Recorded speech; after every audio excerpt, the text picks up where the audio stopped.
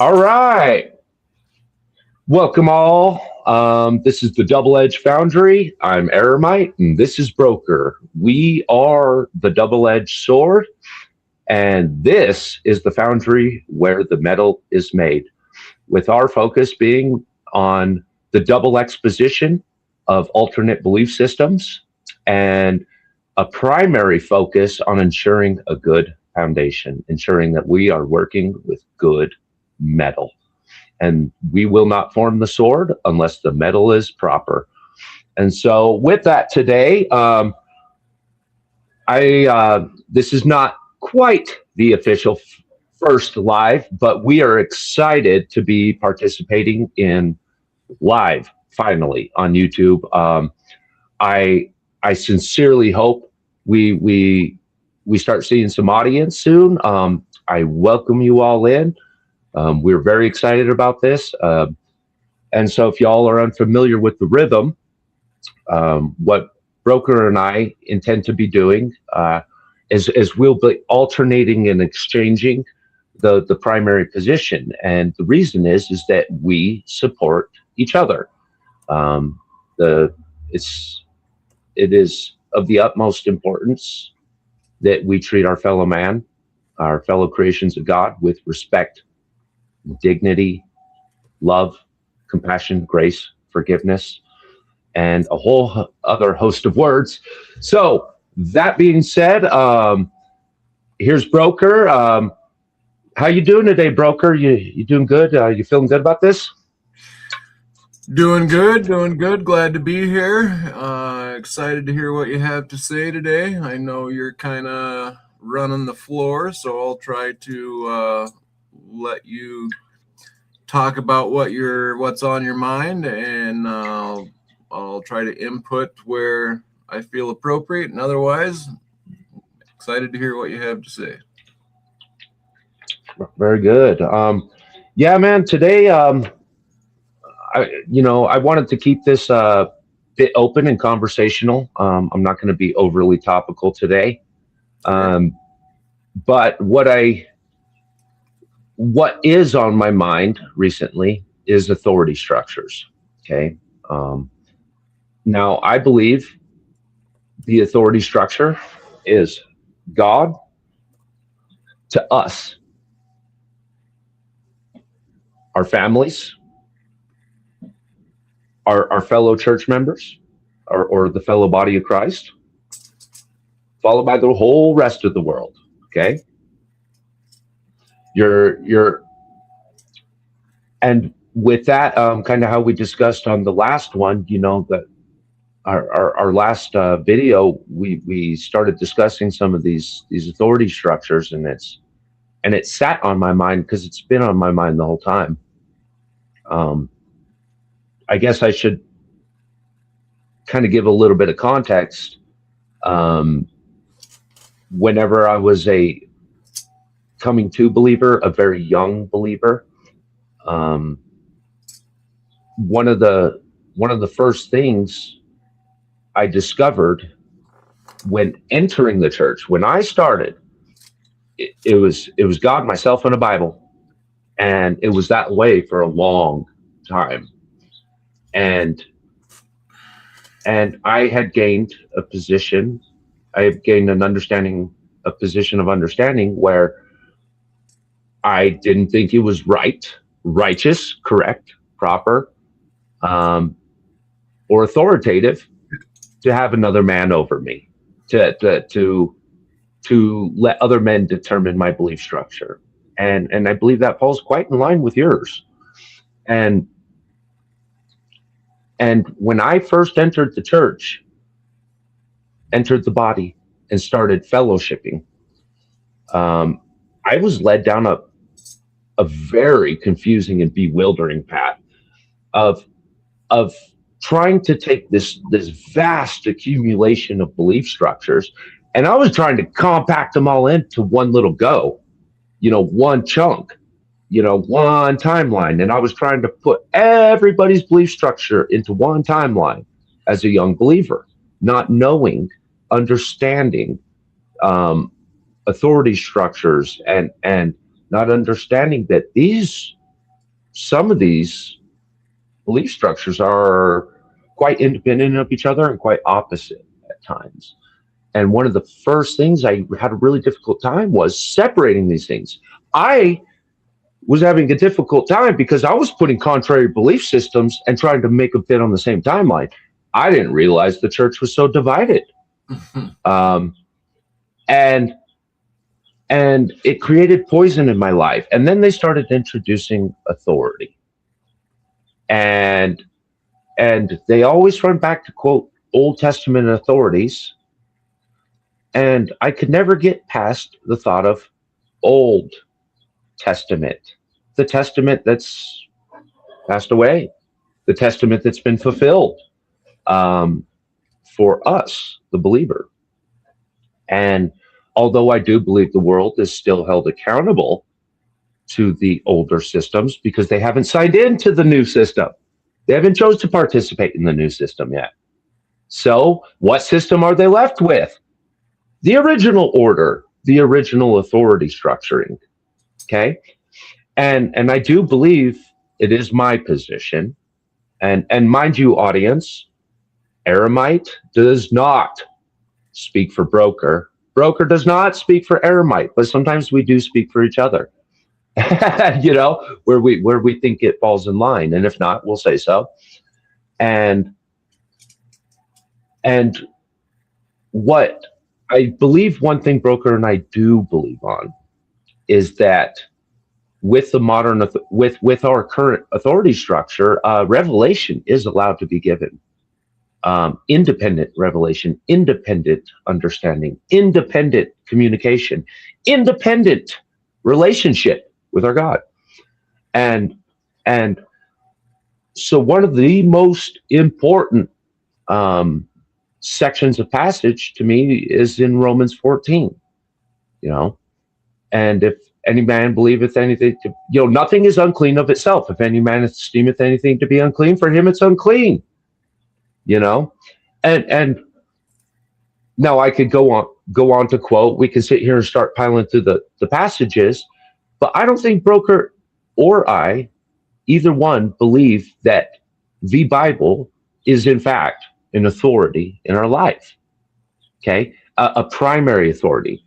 I am a Trinitarian. I believe in a Trinity. Okay, but the Bible is not the fourth member of a Trinity. It's just not. And you can come to revelation, you can come to understanding, you can come to communication and relationship with your God without a Bible. And in that is where that relationship, and it's that understanding, that fundamental understanding of your liberty in Christ, of your personal relationship with your God, where your liberty and your limits are both expressed. Okay. And that this can only, that your liberties and your limits can only be found in a relationship. And, you know, the same way, like what I get away with on the side, you know, Broker and I are friends. And what I get away with him, the way I talk to him, the way I express things to him or counter something he says, I don't necessarily believe that everybody gets to do it that way with him. And I would say it's the same with me. Not, you know, Broker gets away with a lot more than the rest of the world gets away with me, because of the relationship status. What is still respectful for him to do toward me is not respectful for everybody. You know, a stranger cannot talk to me the same way he does, cannot bring things up the same way he does, cannot interrupt me the same way he does, cannot stop me, countermand me the same way he does. But this is because we have an independent relationship with each other. And I believe this is a representation of our relationship with God. And God expresses that continually with us, using representative forms to express his desire, his will, his structure, his authority structuring. And we see time and time and time again, independent liberties, liberties that do apply for one and not for the other. And some would say, "Oh, well, that's contrary and hypocritical and double standard, and it's inconsistent." And I'd say it's not, because if any man esteemeth anything to be unclean, to him it is unclean. And these issues of conscience, I believe, directly point to independent relationship. And this independent relationship is still under an authority structure. We just because we have a relationship with our God doesn't mean he ain't the boss. He's still the boss. He's still the king. He's still God. Now, on that note, you will see minor, slight differences in what the authority looks like as I talk about it to how Broker talks about it. And some of that may be with what we do with the person Jesus. Okay. But regardless of the differences in our truth, we like to focus on the similarities of our truth because we believe that in seeking the truth, you are seeking God. And in seeking God, you put him as the authority. And when he's the authority, he will direct the truth. So it is going to be our jobs to express what we independently have verified as truth in our independent lifestyles. We will see where these mesh and where they don't. But really, I would say kind of expect maybe a little bit of a scorning of the world. And I'd say, listen, world, listen, Plastic Church, you guys have stepped beyond your authority. And because you lack proper authority, you lack proper power. And until you come to the proper authority structure and start communicating with your fellow man under a proper authority structure, until we start doing this, guys, we will never be in alignment. We will never be in alignment. The body will always be disunified. And I think where I might kind of release this is, listen, it's me to God. It's you to God. And between us, we are equals until we're not, right? But we are equals under God. And I have no authority over you. And you have no authority over me. And I believe this to be the number one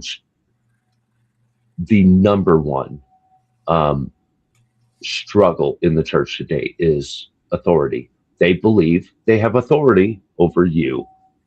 And quite frankly, they believe at times they have authority even over God himself.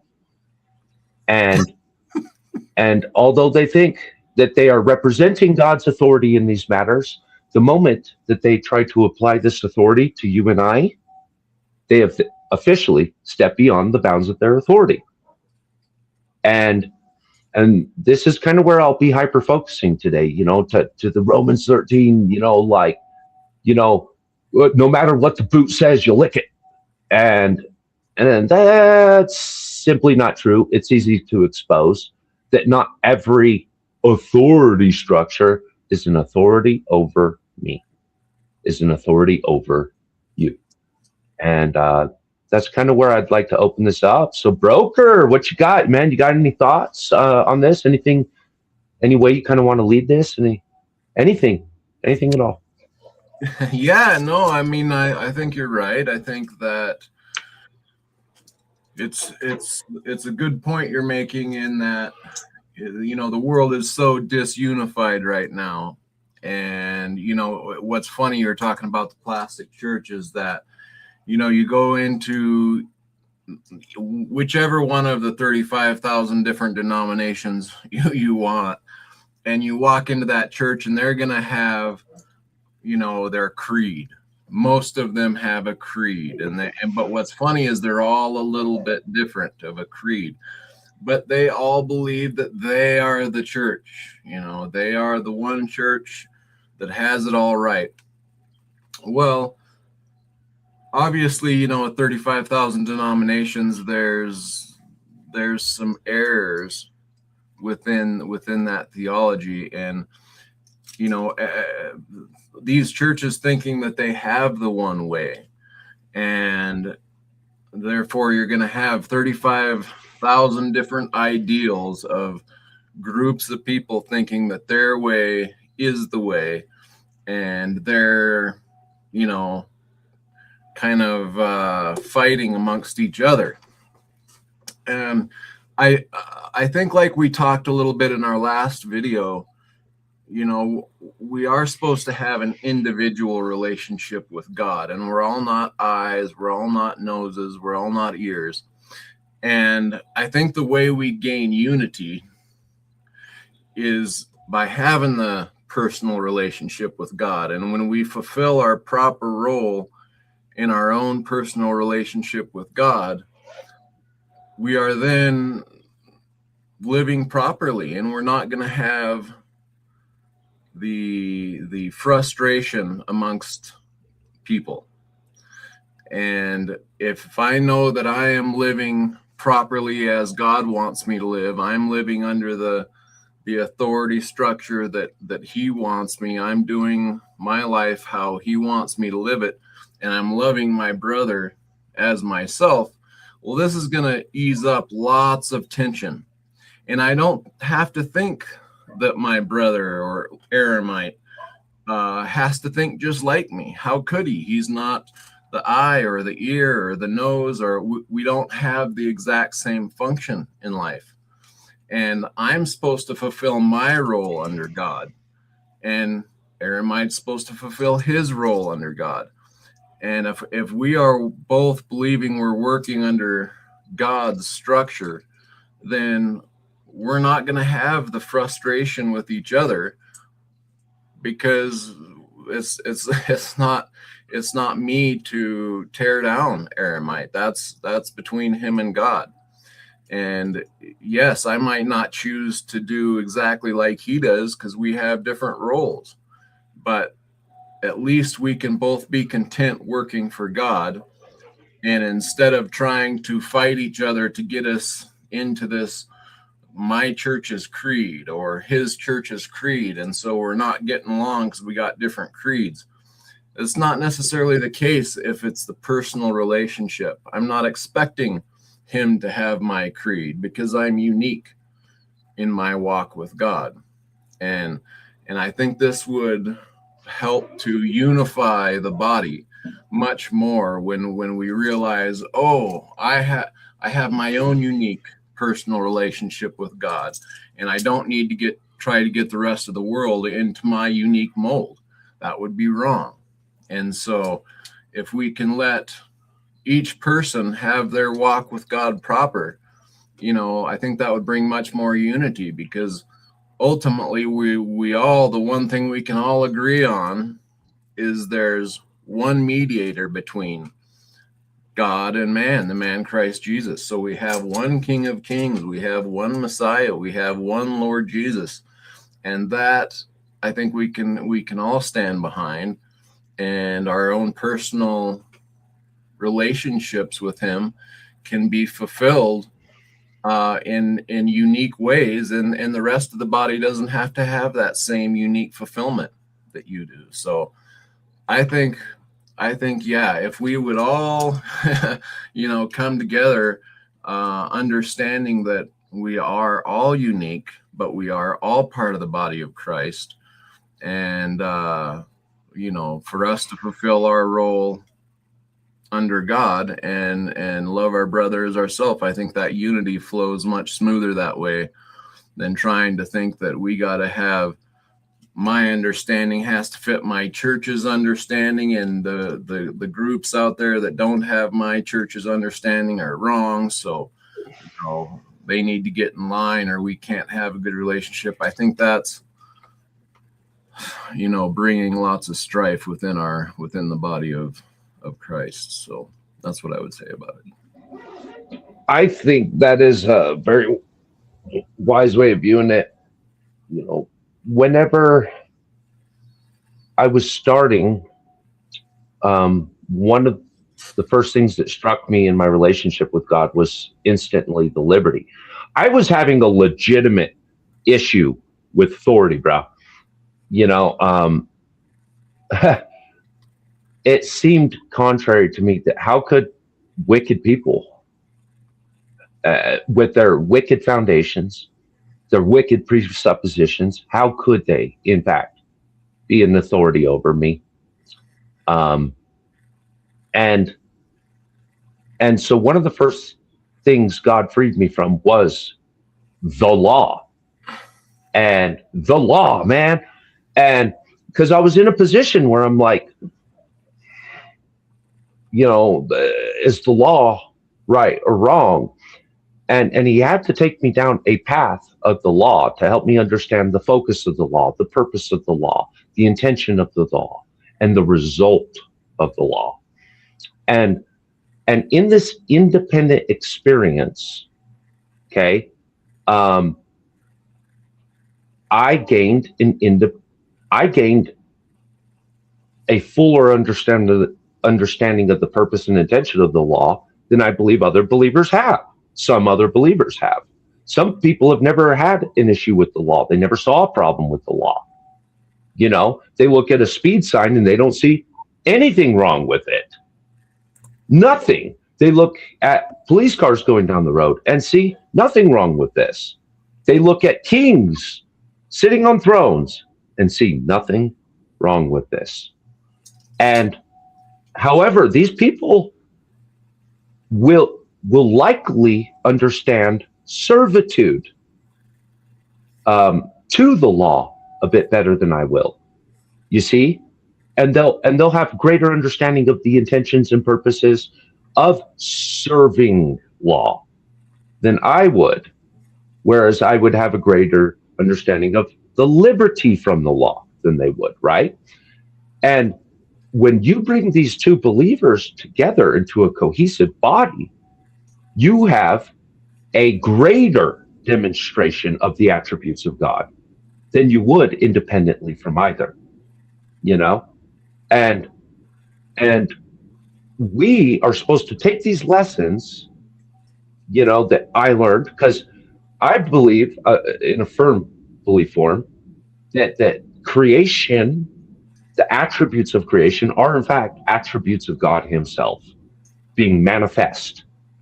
Okay, these are the attributes of God being manifest. It's not that he created love so much as he chose to demonstrate it in a physical form, in a physical experience, And when we take these, we're supposed to discover the greater truth beyond it, that where these things point and go toward, because these are supposed to be building blocks towards something greater, right?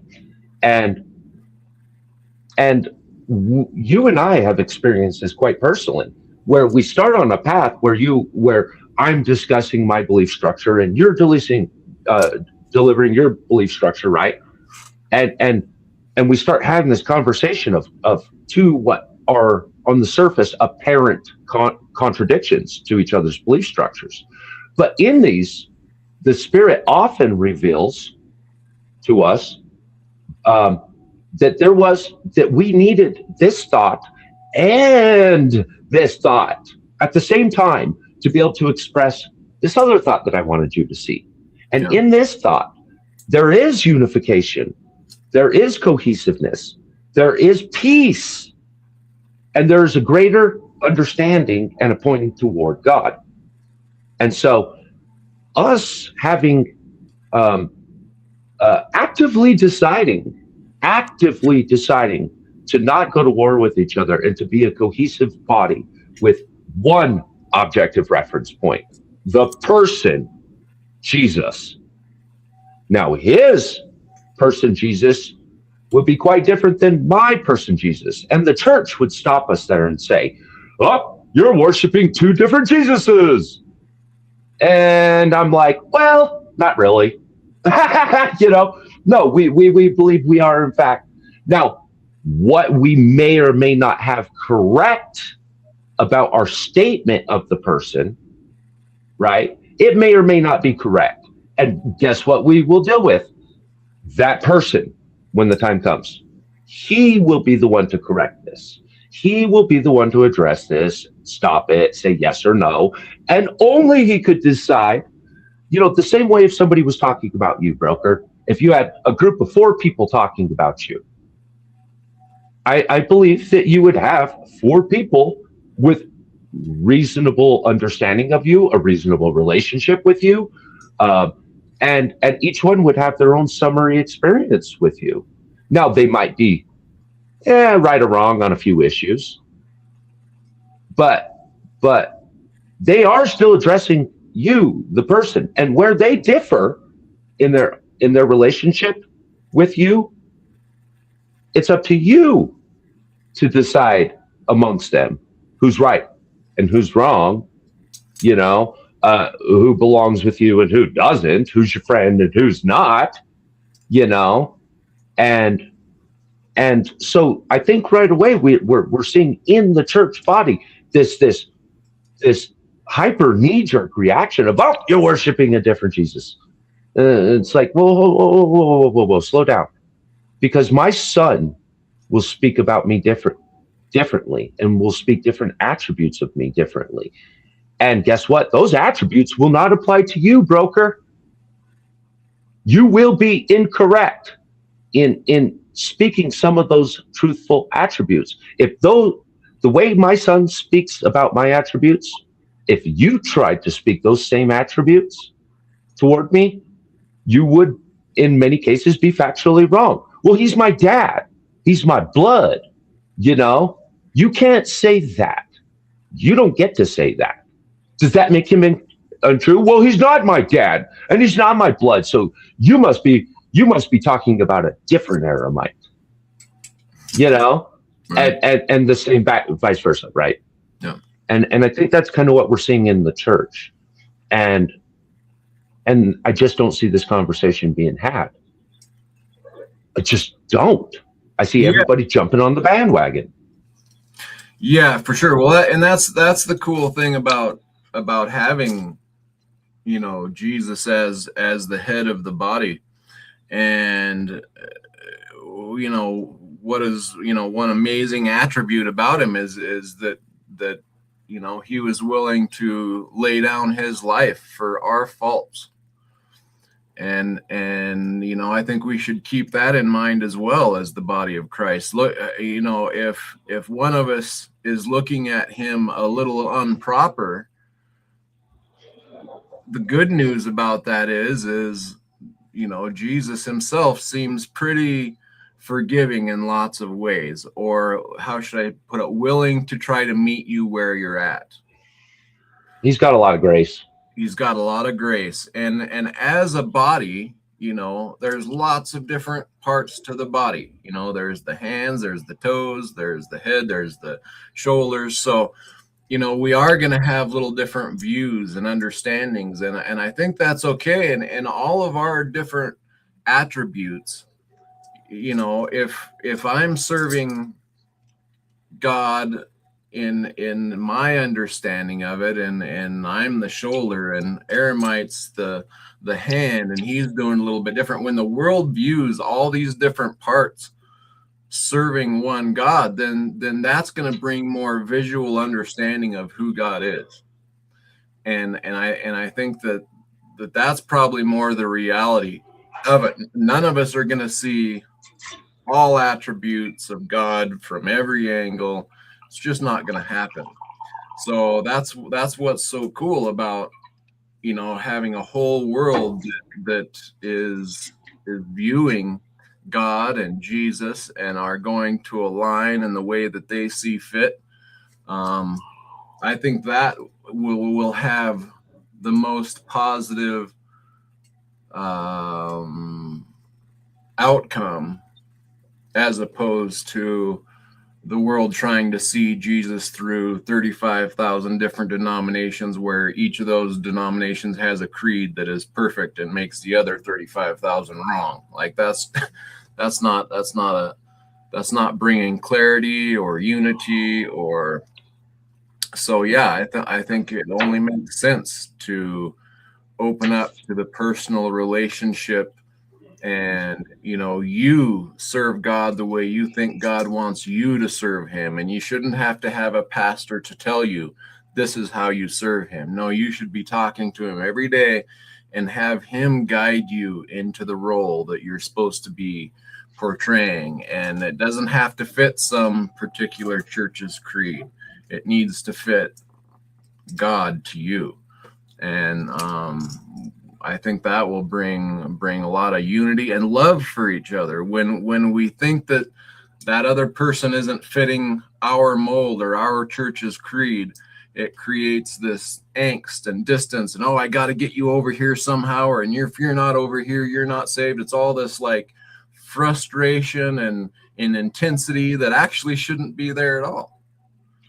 And so yeah, as far as structure and that goes, that we're talking, I think that would be a big help, and that's kind of what we're trying to do here on this channel, right? Is allow for our own individual views, but to be genuine. There is limits and truth. Sure, there's limits, but trying to help the other person pull their view out into the open so that all can see it. And the more we open these views up and hash them out, the more everyone can pull things that they want out of it and keep things away from them that they don't want in it.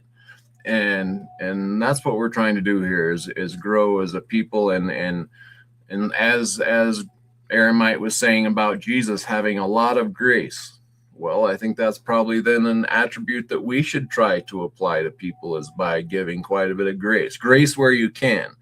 There is a limit, as he says, but where you can, give grace. Be at peace with all men, to where you can. Yep. And so to that obverse of limitations, now while we do want to present to the audience distinct our two very distinct viewpoints, and where we do feel assured in our understandings, each one independently, this is an issue for the body to work out amongst each other. And one of my favorite moments ever is Paul up in Annapolis, and he's in this major theological center, and here's Paul pointing at the world's. He's around pagans, guys, surrounded by statues of gods, surrounded by literature of poets and philosophers and theologians and lawmen, and he doesn't choose in that moment, with the wisdom of God, he chooses to quote their theologians. He chooses to point at their idols. And quite frankly, you try to do that with the church nowadays, the plastic church, dude, they will throw you out onto the streets so fast as a heretic and burn you at the stake. How dare you quote that theologian who's not one of our approved theologians, and the fact that you pointed at an idol at all would show you to be a heretic. You can't use other books and other thoughts and other truths. You can't use those to point at truth. And yet here's Paul pointing at that idol, saying, there, that one, you guys call him the unknown God. That's the one I'm talking about. That idol. Think about what he just said. And would that be allowed in the church? Right. Meeting them where they're at. Right. Yeah. No, I was just pointing out. Yeah. Meeting them where they're at. They're of an understanding of all these gods, and they've got one unknown. And why not meet them where they're at so that we can dive into this understanding of God and reality. And so, yeah, I think that's why he chose to do that. And he says elsewhere, that, unto the Ephesians, I'm as an Ephesian, and unto the Greek, I'm a Greek, and unto that, wherever I can meet you where you're at so that we can have a true conversation, meeting of the minds, as it were, then that's the goal, because it's a personal thing, like we're getting at. If he can reach people personally on their level, well, that's what he's trying to do. So yeah, exactly. He's we tend to in a modern scientific world, with the whole world following the religion of science, worshiping the God of science, they would refuse. They would identify that as, oh no, that's not a truth, because it's, they're throwing the whole baby out with the bathwater thing, and they're not recognizing the truth that is within them, and the truth that's within somebody else. Like, listen, we were all down, you see this spider web of thoughts, we're all coming from these different points of thought toward the main body, and this dude's starting over here. This truth is no less of a truth than this one. It's no less. It's still truth if we recognize the proper authority structure of truth, and so this guy who knew nothing, he's right here at the tip. He knows nothing of this and this and this and this and this and this and this and this. He doesn't know anything about that yet, but he does know right here. And he's not wrong. And this is the starting point. And I think this goes back again to that relationship thing. How did you respond? Have you ever tried to talk to somebody about something and you feel like they're just kind of fucking nitpicking? They're not just trying, you're like, hold on, just kind of bear with the thought, stay with the thought, stay with it. There's a truth here. And although they got a lot, although you might have a lot wrong in this body, this is the only thing I have to carry this truth. It's all I got. Here are my hands. I can't change the hands I hold the truth in. I can't change it. These are the hands that I lift up the truth with. Right. These are my hands. This is all I got to lift it up with. If it's you lifting the truth, then it's your truth in your hands, and it is not, in fact, my truth in my hands that God has given me. Are you going to tell me that God lacks the authority to put truth into my hands, to give me a grain of truth, to give me a rice of truth, a pebble of truth, and allow me to hold it? I can hold a lot more milk than my baby boy can hold. You see? In fact, I can carry the milk, the meat, and the cheese. But my baby boy carries the milk.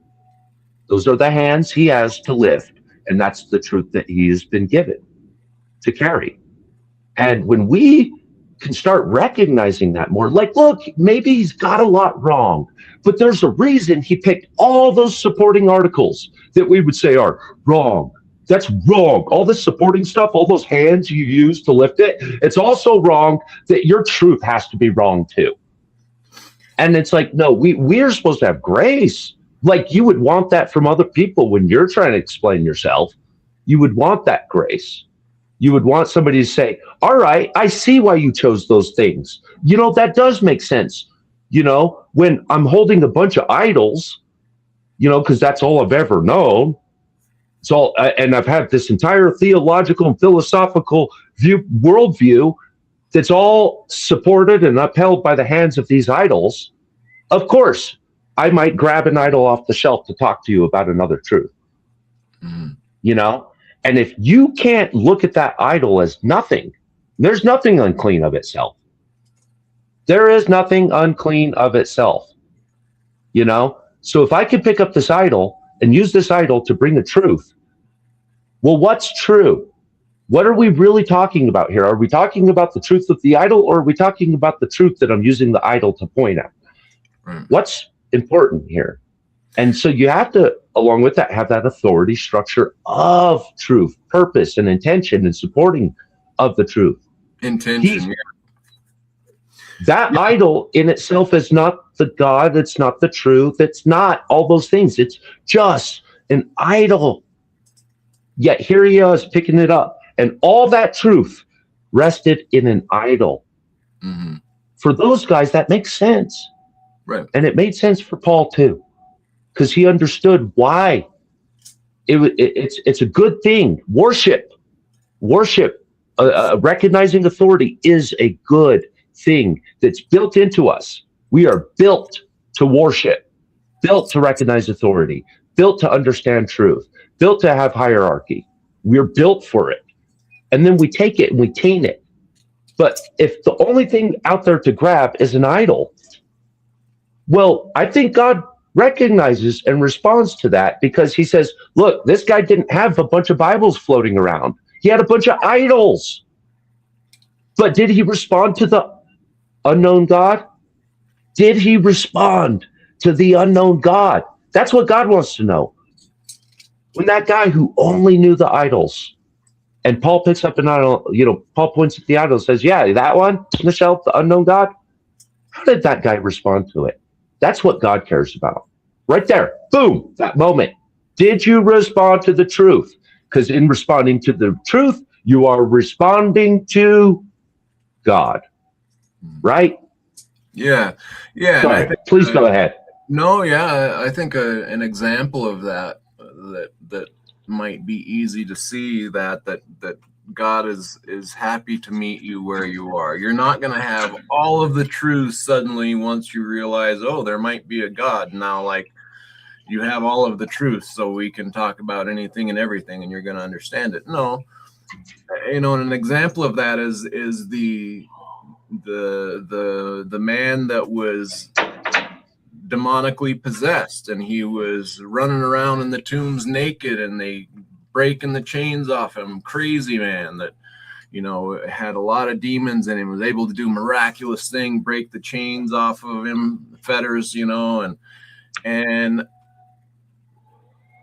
the people noticed, wow, he's now, after talking with Jesus, seated, he's sitting down, and he's clothed and in his right mind. Just walking by and see that he's not going crazy, and that he's sitting down, and that he's in his right mind, and he's clothed.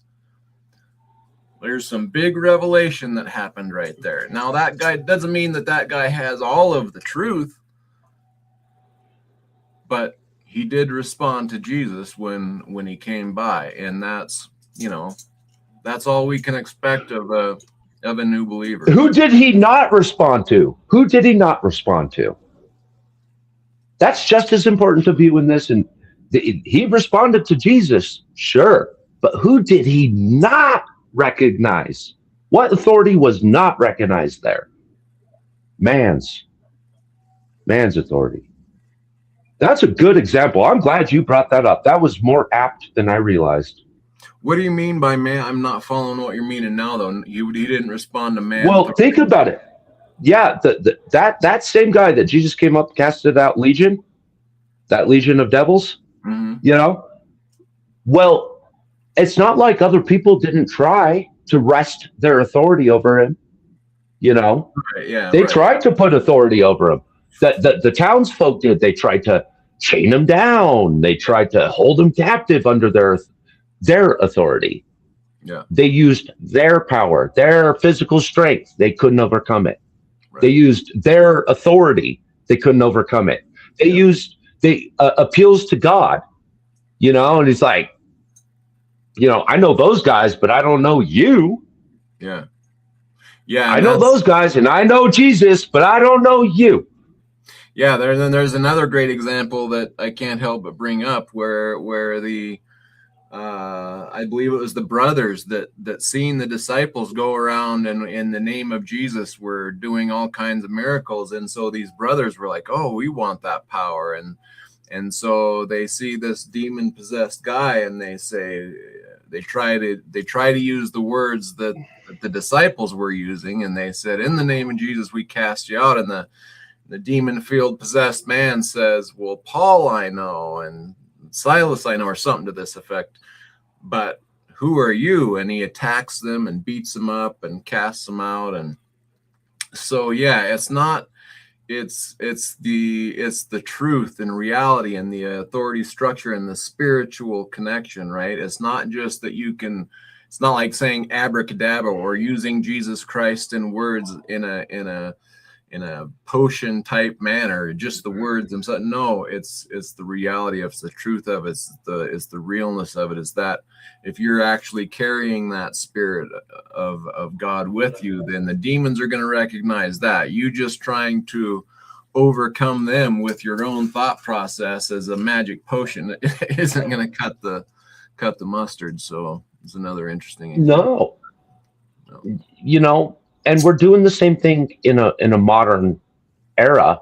We look at the spirit of murder, and we try to wrest our authority over murder by creating laws, courts, jails, prisons, cops. And we say, with these things, we will solve the murder with our authority. We will solve the murder. We will end the murder. And if it was true that we had that authority, or that the law could accomplish these things, then murder would be a thing of the past, but it's not. We've got the most advanced, technological, sophisticated law systems on earth. At no point in history have we ever seen such a sophisticated system of law. Like this would, the Pharisees would be ashamed of their laziness, and this was one of the truths in the law. Again, back to that law, man. It's so important to really capture these, to really have a firm grip of this. We serve a living God, a God of life. And in this, we lack the authority over life. And so we are told the things we're told to do as Christians are direct responses to this philosophy. They're things like, dude, there's nothing you could do about yesterday. It's gone. It's already happened, And so what's he do for the Christian? He separates those things as far as the east is from the west. Untouchable, unrecoverable, unapproachable. You can't go back. And then he looks at the future and he says, you can't do anything about that. Tomorrow's not even promised, And he knows that, because at any day he can flip a switch and life goes a different way. You might not be present 5 minutes from now, And the problem is with the laws is that, these guys, the Christians held to a higher standard of law than any Pharisee ever was. See, a Pharisee could think murder. He could wiggle around it. He could loophole his way around murder. He could loophole his way around the Sabbath. These guys, I heard a story once where these Pharisees, they would take a piece of their home, like a brick from their home, and break it up in little pieces and put it in their pocket. And then when they wanted to go out on the Sabbath, well, they just drop a piece of their home as they go, like breadcrumbs on a trail. And they say, well, according to the law, I can't be, more than 100 yards from my home, well, there's a piece of my home right there. And by the law, they are exempt according to the law. And that's that system working perfectly. It's working perfectly. That's exactly what the law does. It cannot express, the law has no control over anything at all. And it doesn't save you, it doesn't help you. It's a workaround. And this guy could think murder and he could violate the Sabbath and all of these things because all he had to do was meet the checkmark prescription. Check, check, check, check, check, clear. And but none of these things could ever bring them to a salvation, could bring them to a point where they would even stop doing these things because they were so busy digging through articles of the law to continue doing that same thing that their hearts never changed. They were always guilty, no matter what, you know. And then here comes Christ, and he says, ha, ha, ha, yeah, Pharisee, guess what? You thought murder, you did murder. It means if the law didn't stop you, you would have. If the law wasn't in place to stop you, you would have. You wanted it. You already had loopholes for everything. You know, look at these guys. They loopholed Christ onto a cross. Get out of here. You know, but the Christians held to a much higher standard because he says you even think about it. It points directly to the root of your sin. It's a direct exposition that you can't even run from. There is no loophole, no sacrifice to be given beyond this. It's a dead reckoning. And there's only one place there's two places this can be dealt with. You can deal with this at the feet of Christ, or you could deal with this at the feet of the throne. That judgment, you know, because either way, it's real. It really happened. You know, God is not outside of nuance, you know, and so it's just, you know, we fill it up with all these trivial things. It's why the speed limit doesn't work. Is 55 miles an hour right or wrong? Well, it depends how you're using it, but the law cannot recognize that. You can't write enough law to cover every moment to cover the moments it should be right. And if it's right, a person should never be punished for what's right, good, holy, proper, just, reasonable, or fucking neutral for that matter. You know, there's nothing wrong with 55 miles an hour unless you're doing 55 miles an hour through a crowd of kids. Yeah, that's kind of wrong, isn't it? But the law can't write that clean enough.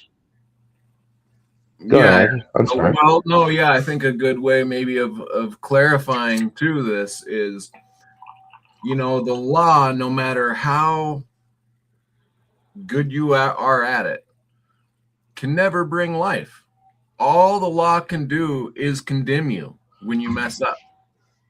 So if you go your whole life and you never mess up, well, the law can't attack you.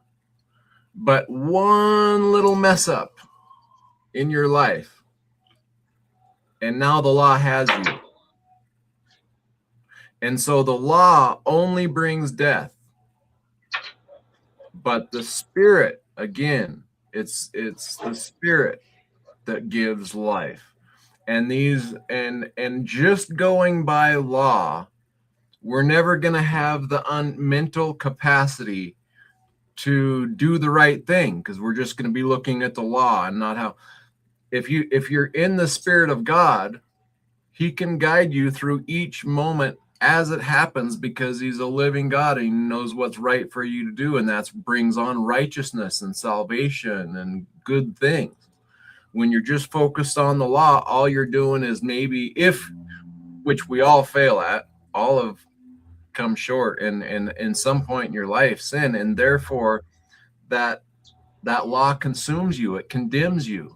The law just brings forth death in the end. So it's truly, we need the Spirit of God to do righteousness, because by not breaking the law, all you're doing is not breaking the law, not condemning yourself, not bringing death at this moment. So, but again, it's just, if you have one little law broken somewhere, you've brought death into life, and therefore you're condemned. So all of, just like it says, why would we put on the shoulders of the future generations something that our forefathers and us couldn't bear on our shoulders? There's no amount of trying to remain right in the law gets you salvation. It's just an outline of what will kill you, what does bring death. Breaking the law. So, yeah. No, I think you're dead right. The sting of death is sin, and the strength of sin is the law. Okay, and I think you were right in that, like, to express that point about not being able to even do the right thing. Like, we look at the biblical example of the Good Samaritan. These guys were so concerned about the law that until the law told them what to do in this situation, until the law told them what to do, they had nowhere. Until they got their marching orders, they're just going to stand here like a dumbass, not responding to life as it happens. Yeah. It's one of the greatest disruptions in the military is getting soldiers to recognize that difference between standing on your orders and reacting to the situation. Like, I shouldn't have to give you an order to cover, to take cover. I shouldn't have to give you an order to fire again. Now press and hold, fire again. Like, it's fucking ridiculous. It really is. And listen, I'm saying it this way for a reason. I know it's vulgar. Oh, forgive me for my vulgarity.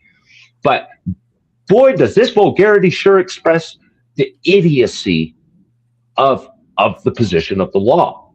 And we see that now, right nowadays.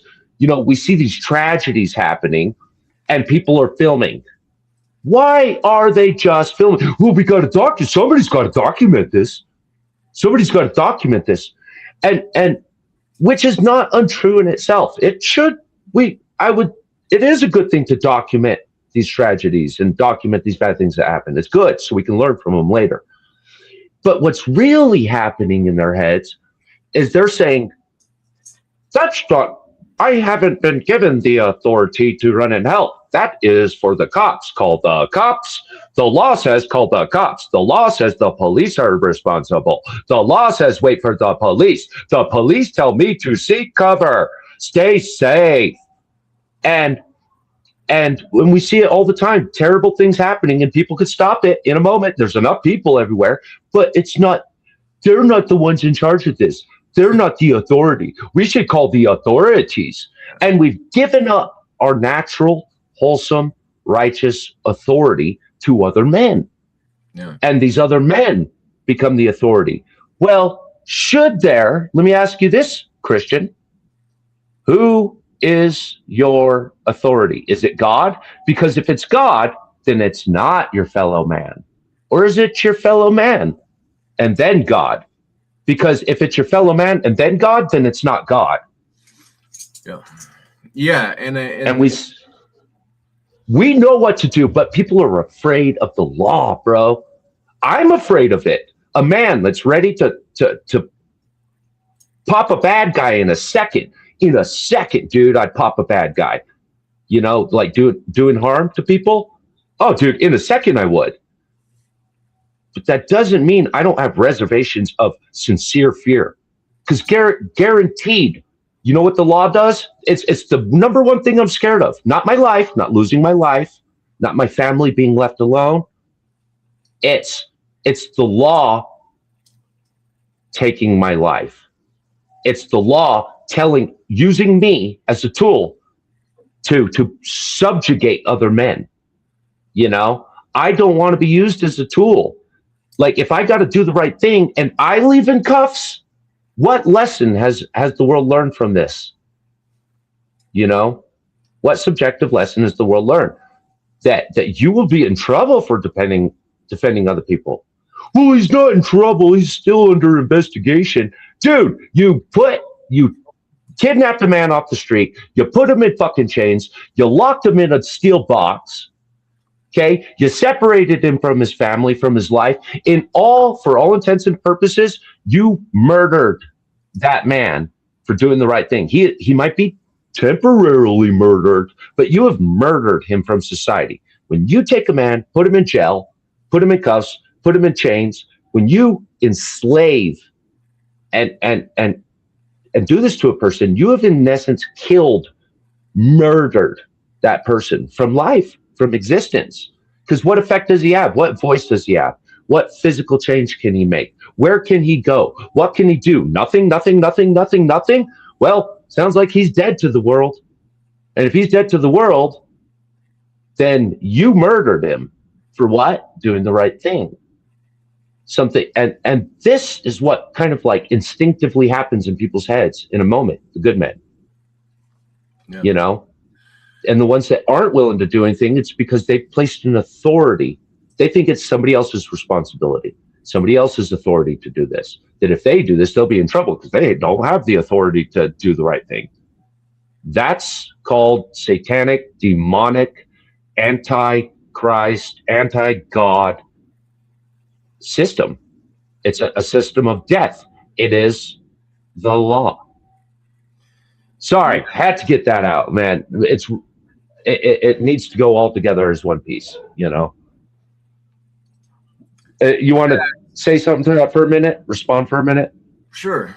Yeah. The authority structure and what you're mentioning there, I think one thing I can glean from it and point out perhaps about that is, you know, we were saying, even if you're given your marching orders, you shouldn't have to have an order in there where when you hear a gunshot, get down.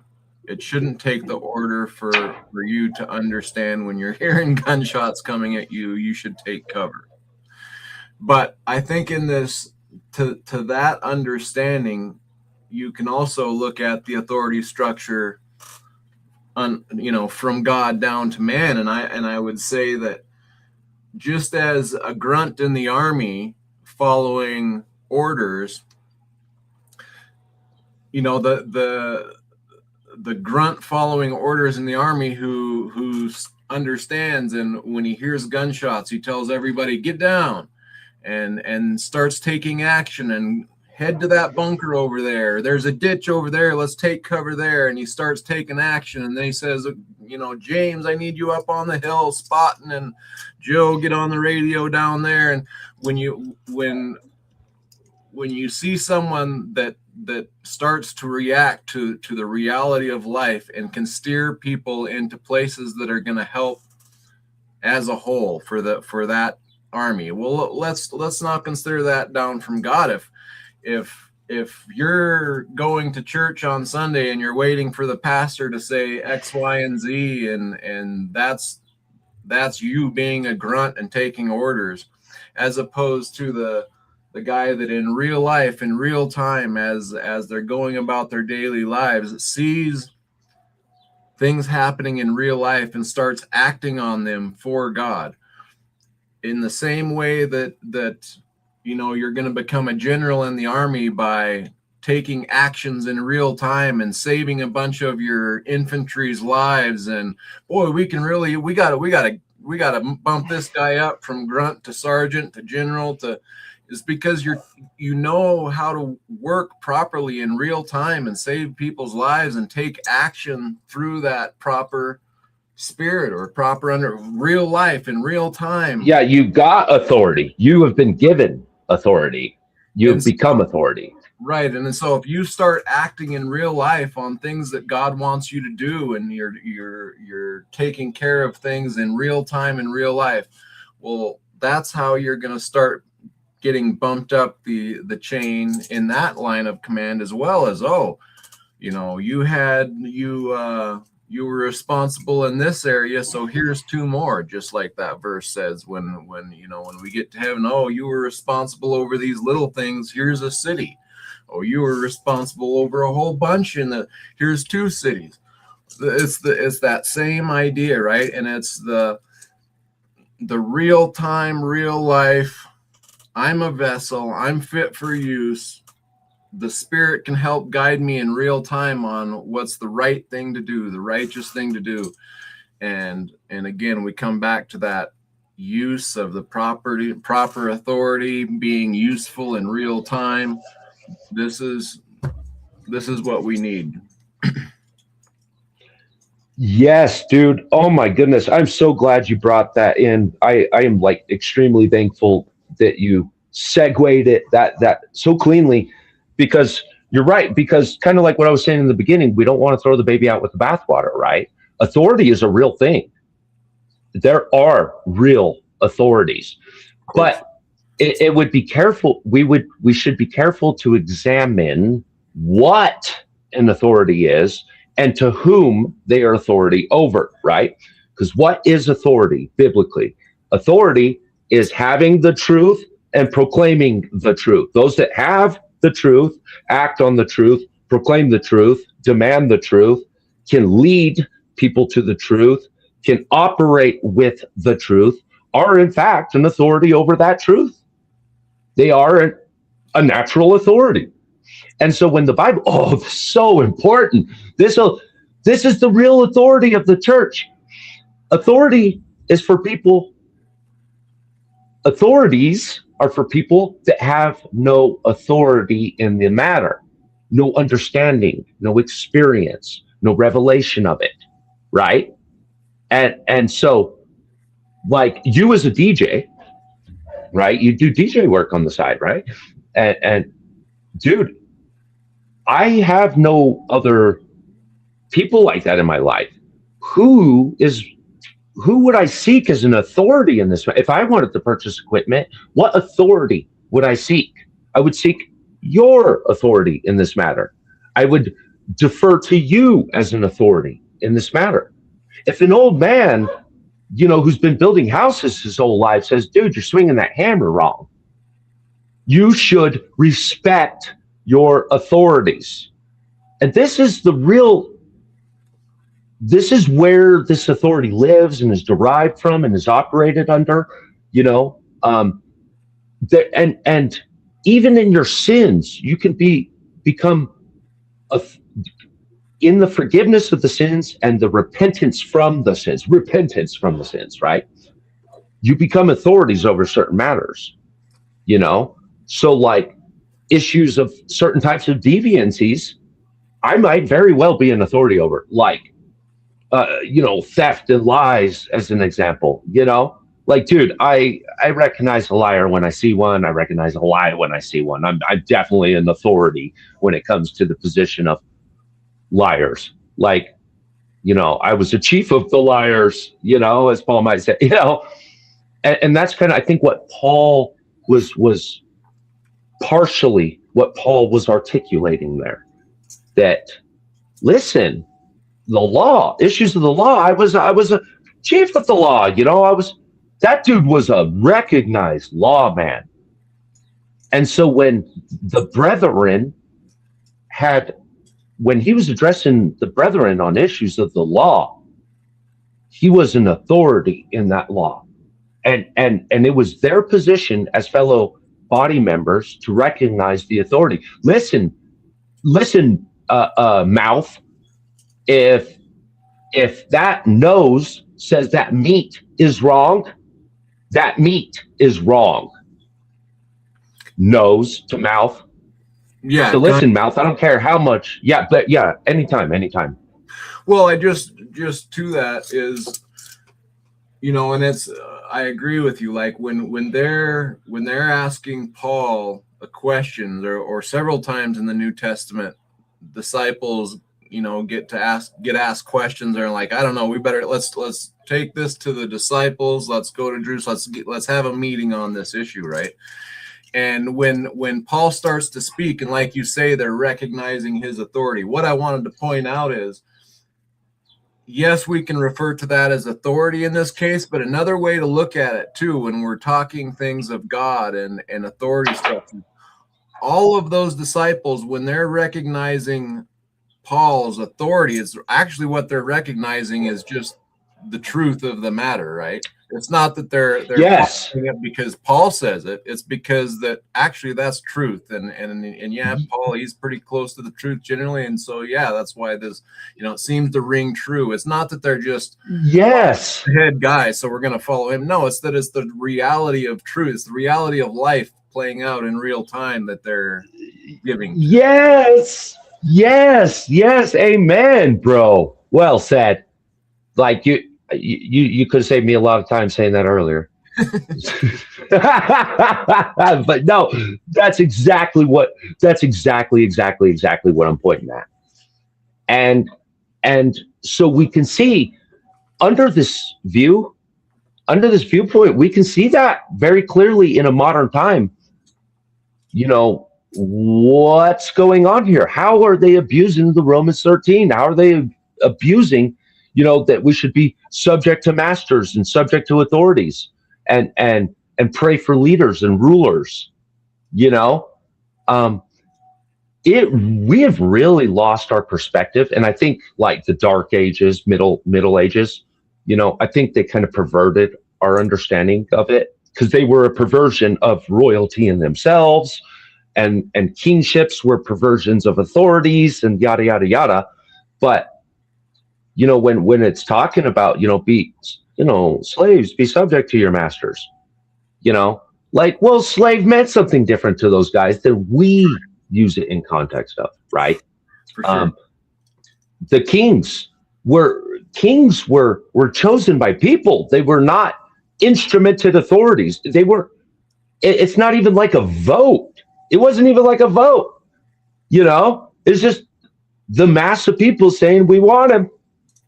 And we'll have him.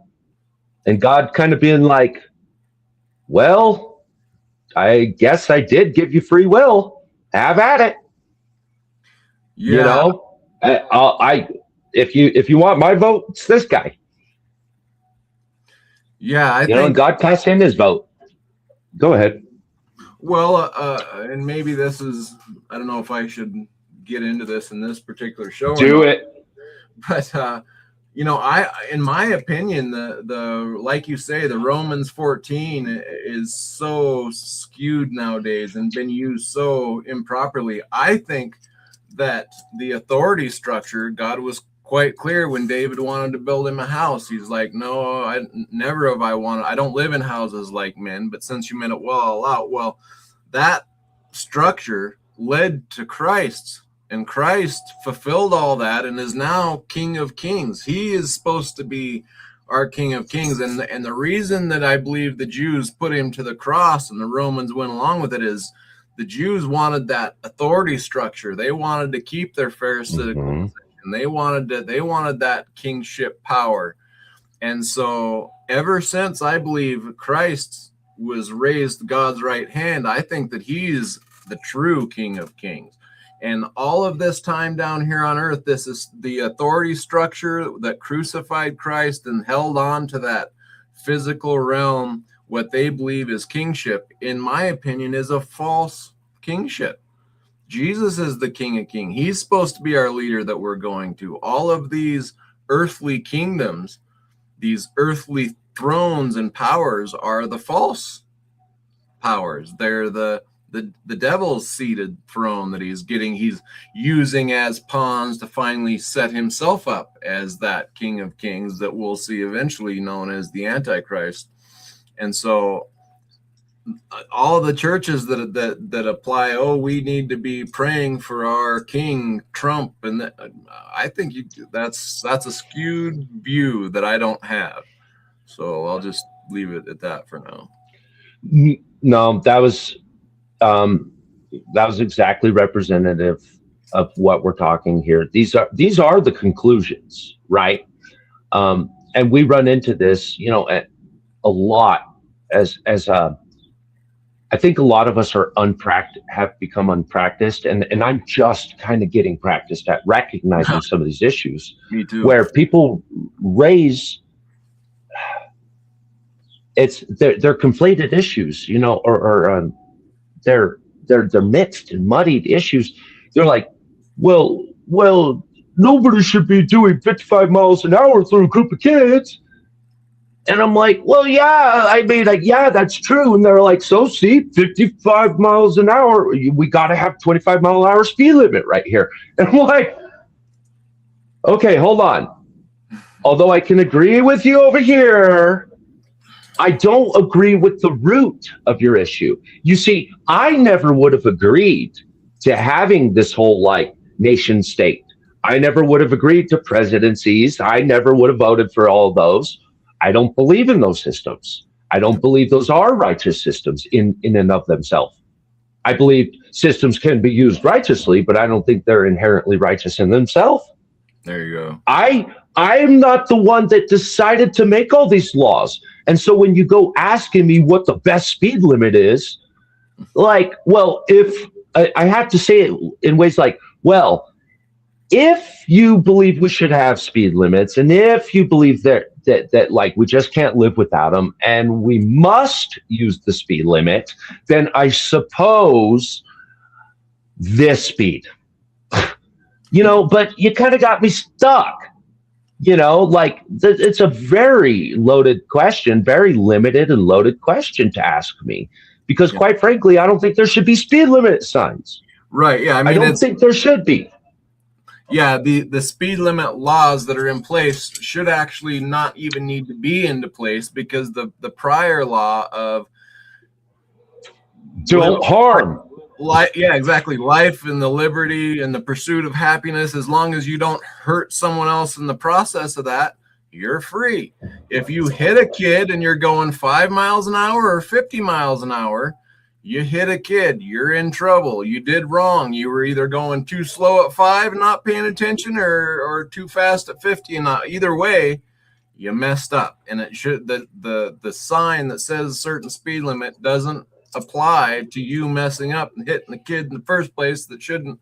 So, if we would enforce the true laws that are of meaning, then we wouldn't need these new laws. There's like however many laws passed a day. You can't keep up with the laws, even if you tried to read every new law that's passed every day.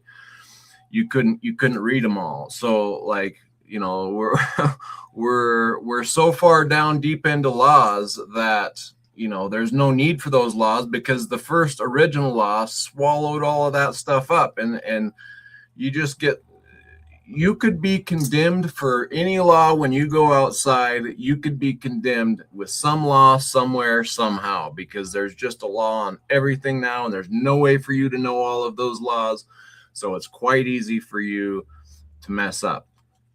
But again, it shouldn't be all of these little things that condemn. It's the spirit of life. It's the reality of loving your brother as yourself. If you have that spirit of God and you love God with all of your heart, mind, and soul, and your neighbor as your brother, all of those laws kind of vanish away.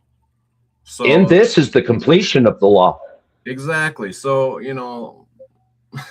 we're way off as a society, and it's actually very simple. Get back to all of the laws, like you said, are summed up in these two things. So it doesn't have to be as conjived as we're making it. And if we would accept the spirit of righteousness in our life to fulfill it, we wouldn't have these confusing questions. A necessity. Yeah.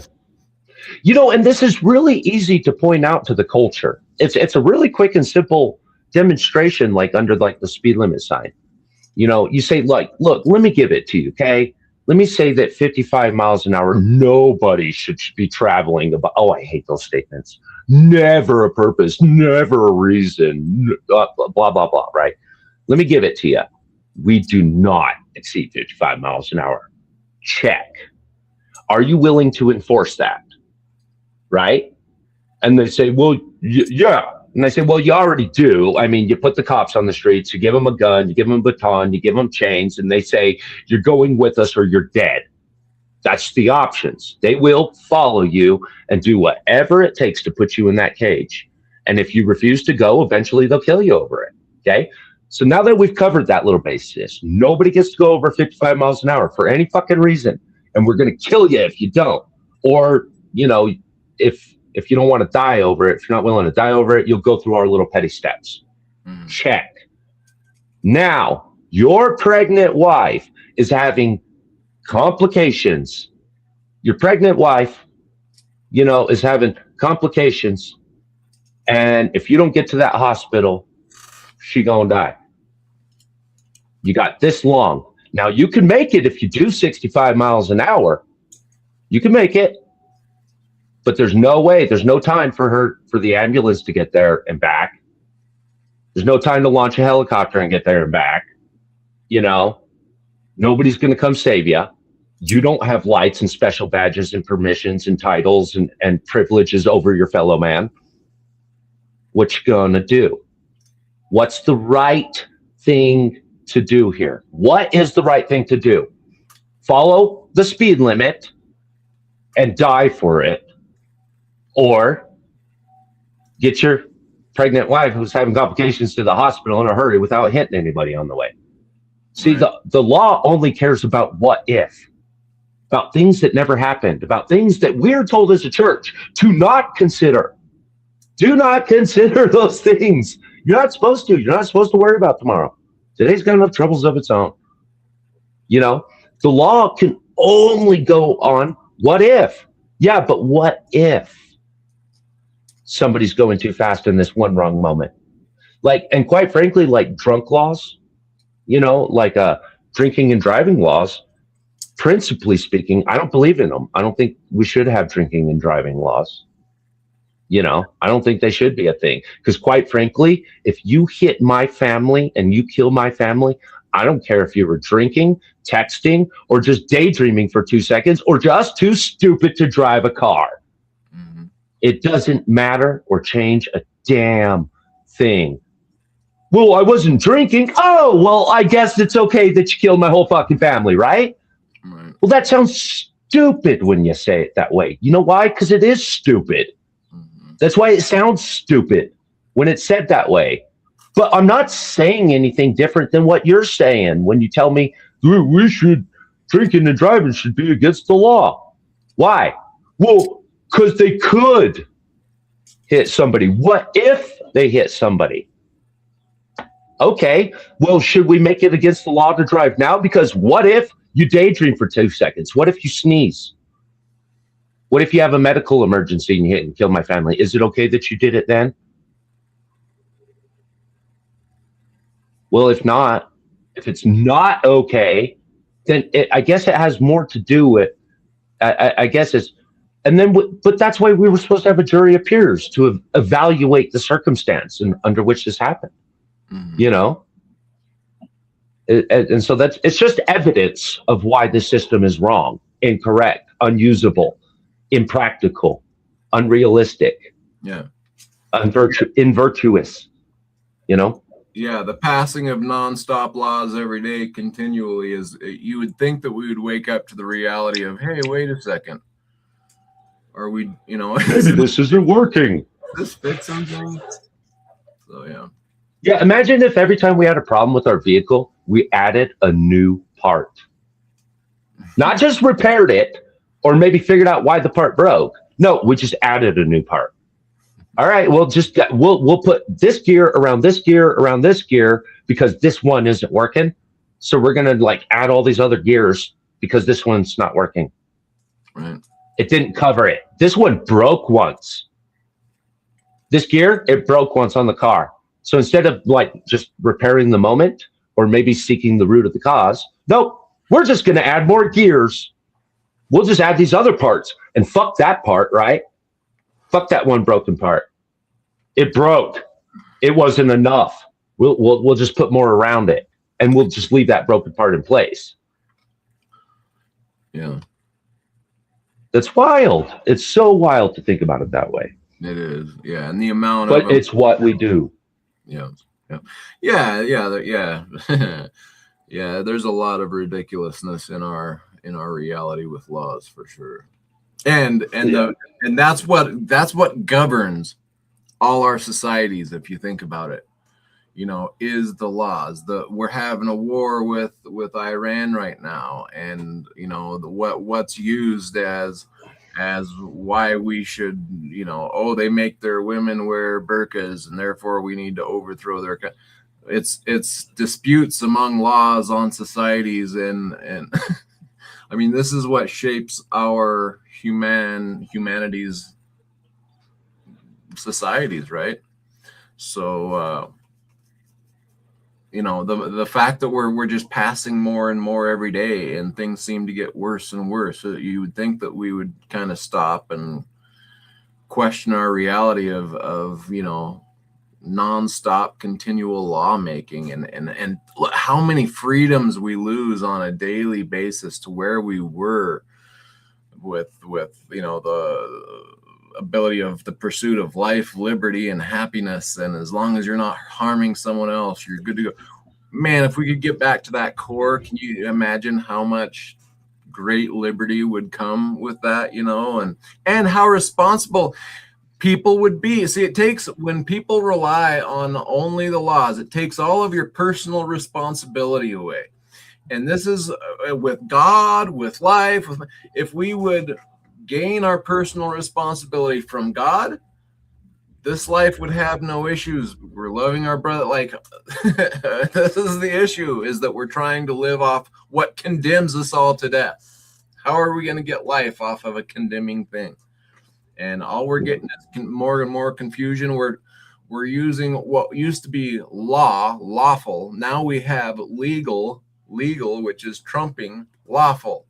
And so, like, the amount of ridiculousness that we're getting into is boggles the mind, and yet here we are. So, but I think it comes down to passing off that personal responsibility, or just trusting someone else to make the laws, and we'll just remain within that, and then everything will be okay. And no, wrecks still happen, even though there's speed limits on each road. Like, it doesn't fix the problems of life. It just makes them happen at 55 miles an hour, or whatever other exactly thing. And I guess, it could be had in a later conversation. We could point to, the people that won't change anything humanly change anything on the screen. Why? Because the screen tells me no. Sorry, I can't help you. There's nothing I can do. Yeah. You that's horrible. You're checking out at a store, and you got, across the counter, you've got your person that's looking at the computer, and you're working person to person, and they know what you need, and they could give it to you. It's like, well, this darn screen is saying no, so therefore I can't hand you what I could hand you, and I know you need, and I know it would fix all the problems, but this computer is telling me. It's like, dude, write a note and push it around the system. Go on with life, Right. It's this is a human world we're living in. We're let something of non-life hamper our life in reality because of something that's not real, non-existent, taking our reality away. It's crazy. Yeah, it's wild. We've given it all up to the system, all up to the beast, man. Yep. Yep. And I think and weird moments. Go anytime, man. No, I think so. I think that this is the beast system. To me, it's becoming quite clear that this is the beast system. AI. Look at AI. Look at how many people are turning their trust over already to AI, as if, it's we can trust what AI says. Yeah, right. Look at the ridiculousness that it'll spit out when you ask it a question on something. It's just, but yet people are like, oh, but it's so much smarter than we are. It's like, oh, I can already see us giving over our sovereignty, what little we have left, to AI. And my goodness, it's I don't know. Yeah, just. And see, I think this is why we would like to really take a deep dive on how this has affected us already. I mean, anybody that takes enough time and just kind of like examines where the path goes, just like look up the road a little bit. Yeah. It's not difficult to see, it's not difficult to look back either, and say, oh, well, that was quite obvious. Now, wasn't it? Yeah. But nothing we could really do, isolate and insulate, and then I think a lot of us have taken the right responses. And the biggest thing I think a lot of us do to prevent participating is just that. We don't participate. Just don't. Just you're gonna have to live without that feature in your life, bro. Yeah. It's you're gonna have to find a way around it or participate, and that's really your options. And you go solar, you don't get an electric bill in the mail. You don't get the dedicated service night and day, but you're not going to have to repair that in 10 years. But yeah, the devil's favorite tool is convenience, peace, and safety. When they say peace and safety. That's great spot. Great spotting. Yeah, that's exactly it. We have, everybody's just trying to instrument control over life, like as if they could have it. This is all about an authority over life. It's as if you had authority over your life, as if you had authority over life itself, as if you could prevent life from happening, affect life, secure your life, and most Christians, most like wholehearted Christians, I would say have given that up a long time ago. It's your beginning starting point. Like, I get it, you win. I suck. I didn't have it right. I didn't understand everything. Whatever it is that I'm doing is obviously wrong and not working. I will do it your way, regardless if I understand it all the way or not, regardless if it really computes. I'm just going to go ahead and do it. And down the road, I'll learn why that was important and why that mattered. And I'll be glad that I did it. And we're hitting a point where, you either believe God will, in fact, take care of you, or if you follow his way, or you're going to rely on the system. This choice will be made. Everybody's going to make this choice soon. I'm sure of it. I'm sure we're all going to be faced with this. You're going to trust in us, or you're going to trust in God. Because if you do not trust them and you say no to them, you'll have no other place to go but God. That's always been the reality of it. It's just becoming quite vividly clear. So, and when so much of this is spiritual reality, right? If you have spiritual reality is 50-50 and physical is 50-50, well, we for the last, I don't know 200 years have tried to pretty much throw off that there's a spiritual reality.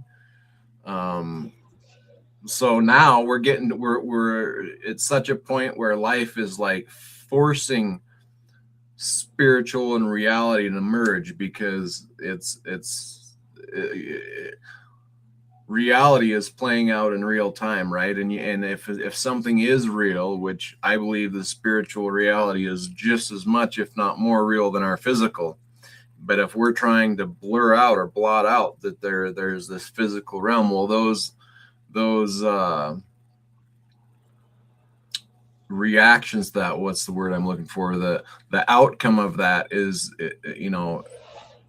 reality of that is going to come back into play and force its way back into reality. And I think that's what's coming to play. And for those of us, I mean, I've been watching this for a while.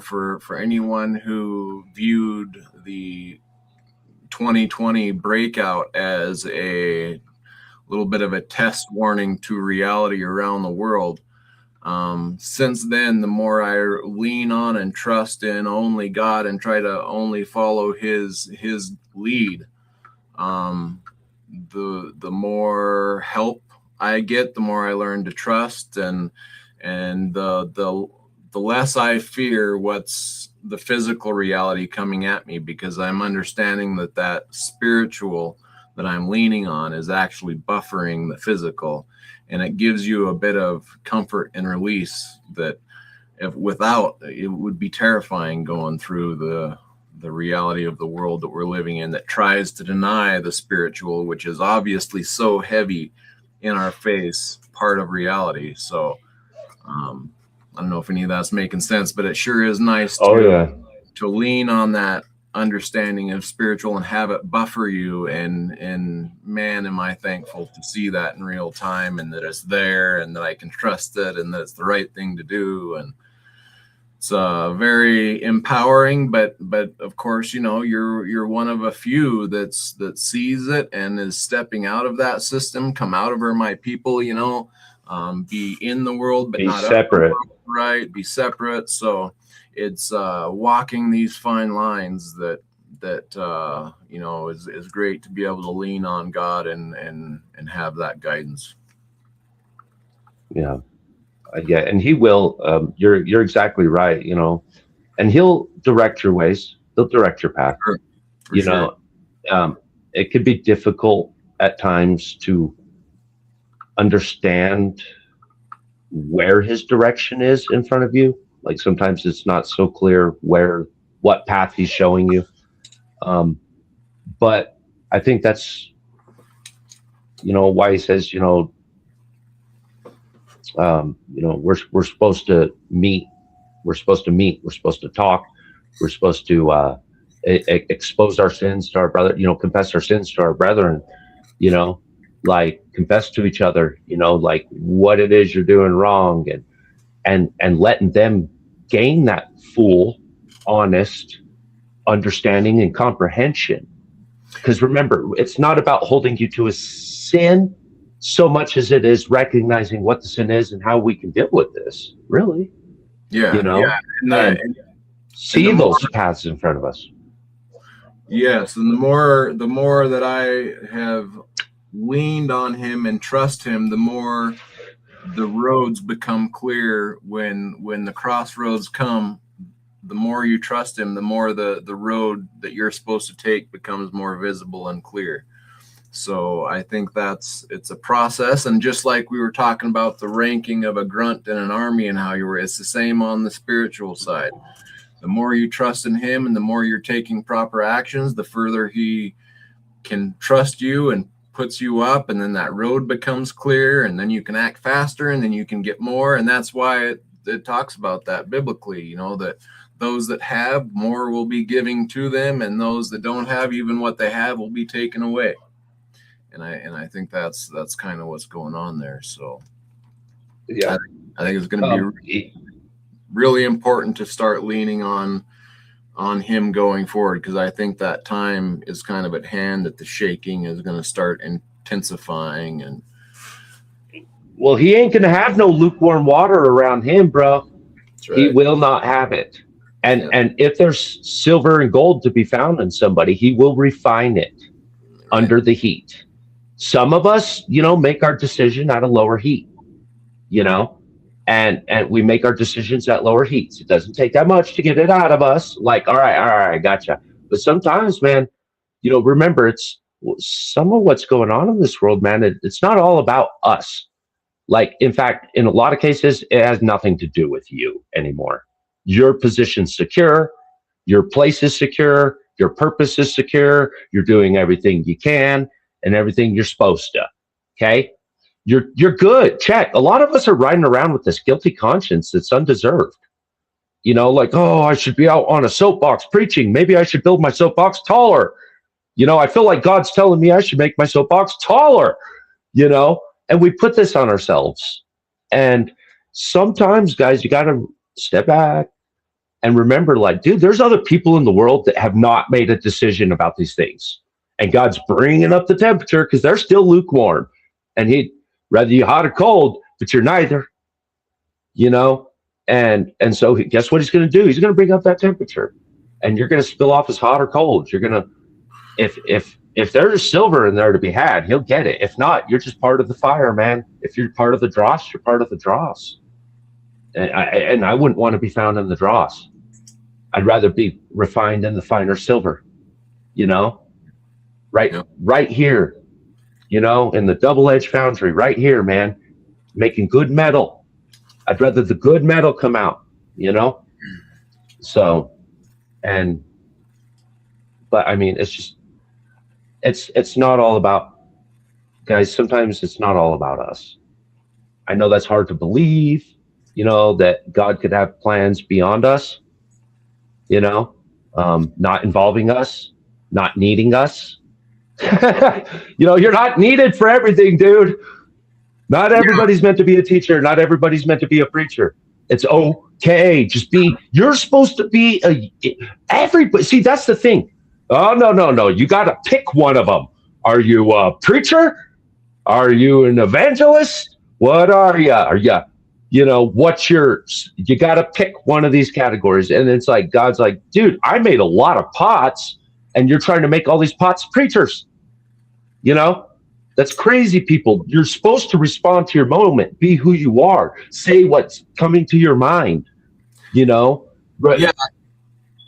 Yeah. Can I speak to that a little bit? Of course, we're a team, bro. So We're just as I believe the hierarchical structure when Jesus was made King of Kings, yet we try to have kings here on earth, and we try to apply that to the Roman 14, and I think that's all a misnomer. The same as with you got to go to biblical school, you graduate, and then you can become a pastor, and then you can, and see, as humans, we're making up all of these roles when we don't actually have that authority. That authority is supposed to come from God, and just like Jesus says, his burden is light. And I used to struggle, like I was saying in the earlier videos, I grew up in a Baptist church, and I used to struggle with, you need to get out and knock doors. That's how you evangelize. You go out and you knock doors.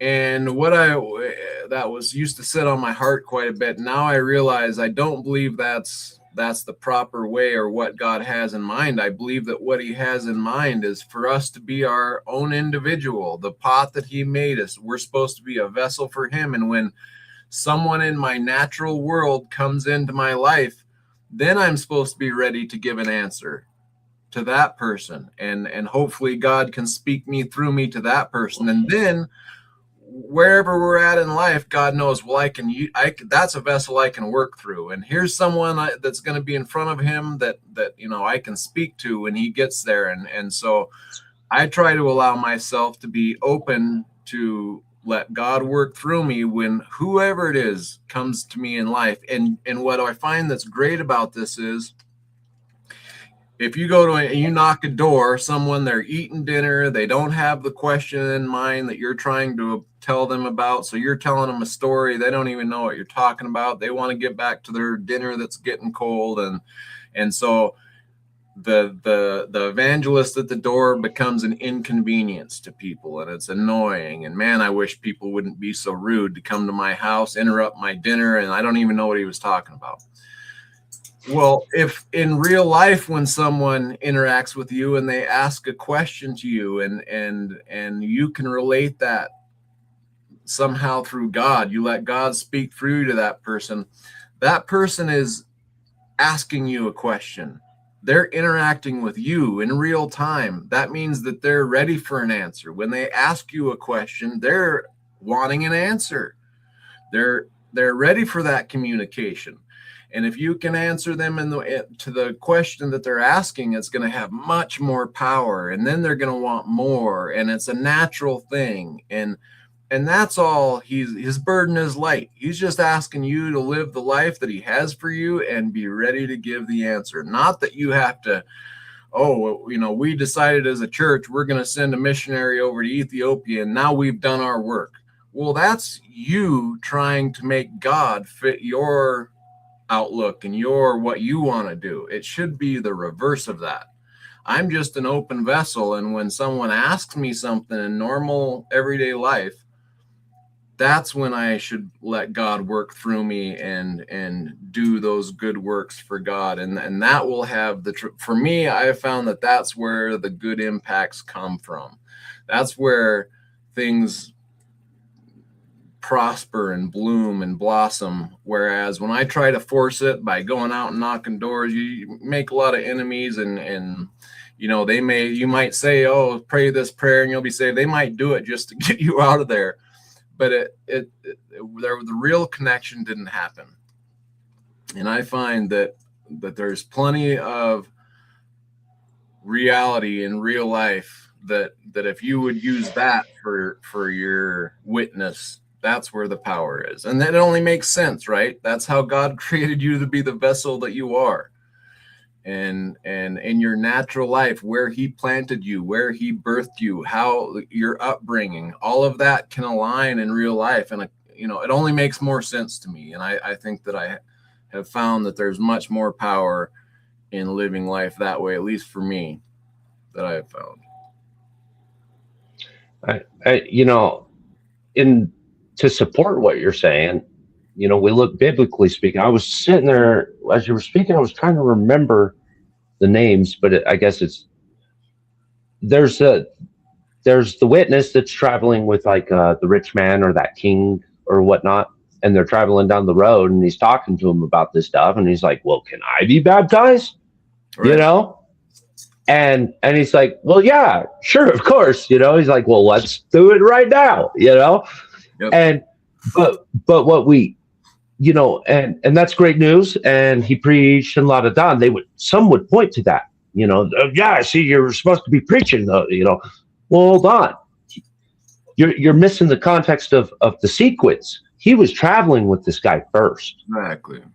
They were first traveling together.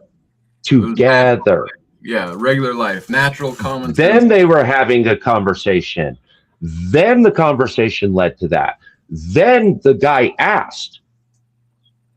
It wasn't, we didn't see him saying, "Hey, you need to get baptized. And here's why. And here's a place to do it. Now let's do it.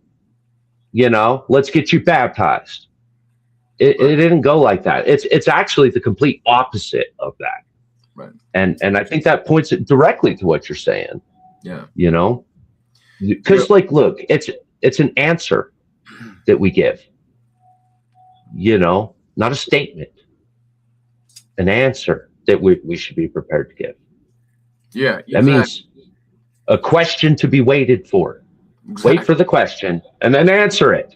This isn't hard to understand this sequence. This is an easy sequence. Wait for a question and answer it. When you get a question, answer it. Check. Yeah, because if you're forcing the issue, you could be very well throwing your pearls before swine, right? And you're making it worse than you are better. That person's going to be open for an answer if they're asking you a question. They're already wanting it. That's so key. If the person is open to something, their mind is there. They're desirous for it. They want that food, right? Whereas if you just go hand them food and they're not hungry, they're like, "What? Here, you have it, right? You're not interested." So, good analogy. That was a good analogy. I like that. The full belly thing. Dude, their belly's already full. When you were talking about knocking doors, I was thinking about all the friends I've had throughout my time that bragged about like wasting a missionary's time. Wasting a door knocker's time. Like these guys pride themselves in it. They pride themselves in the ability. And if the church is lacking that kind of discernment, and they're not recognizing their authority, their own authority, be like, "Look, I come here as a messenger, a deliverer. I possess this good news, and it's my responsibility to distribute it." But like, imagine how more desirous they could be of it if we would take a little bit of stand up like men and say, "Oh, I can see you're not interested. Later." Yep. And walk the fuck off. Yeah. They're gonna be like, whoa, wait, what are you talking about? No. We're good. You don't want it? You deal with it. You go find your own bread, bro. Go find your own water, go find your own bread. I came to you with living water and bread. You don't want it? Cool. I'm not here to convince you. I was never told to fucking sit there and like, "Hey, you got to convince these guys." No. Like, I was told that, hey, if they don't want to hear it, you go shake the dust off your feet, bud. Right. And that is another issue that I'll point out about that. When you're told, "Okay, you need to go out and knock X amount of doors today," and you go there and someone doesn't want it, oftentimes you feel rejected, and then you're trying to force it down their throat, and you're going to burn in hell. There's nothing worse than someone that doesn't have a full knowledge of what's going on, and they're doing things by being programmed to do them. Oh, you got to go knock this mountain. So you're doing it as a program, and you got this list. Someone gave you the Romans road to read, people, right? And so, but when they don't want to hear it because they're having dinner with their family and it's now getting cold because they're talking to you when you weren't invited, and then they're like, I got to get back to my dinner, and you get offended. Oh, well, then you're going to burn in hell. This is your chance. God's sitting here talking to you, and you're not. Oh, those guys. Like, no, yeah.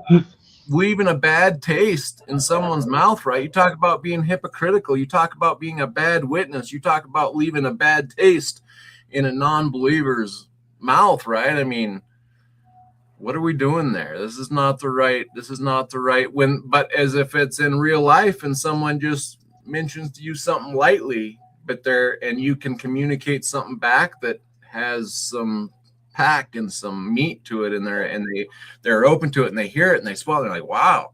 They might ask another question, and bam, you hit them with more. That's where it should be, in my opinion.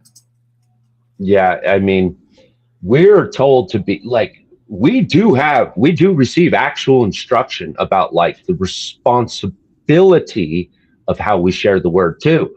Meaning like I'll jump to a quick reference. Like, for example, don't be quick to lay hands on people, because you kick that one out and there ain't nothing to replace that house. Like, I got a big problem with the deliverance ministry, right? Like, we're going to deliver them from these spirits, and they kick out a demon. And of course, these guys feel better. There's no longer a demon or a spirit in them.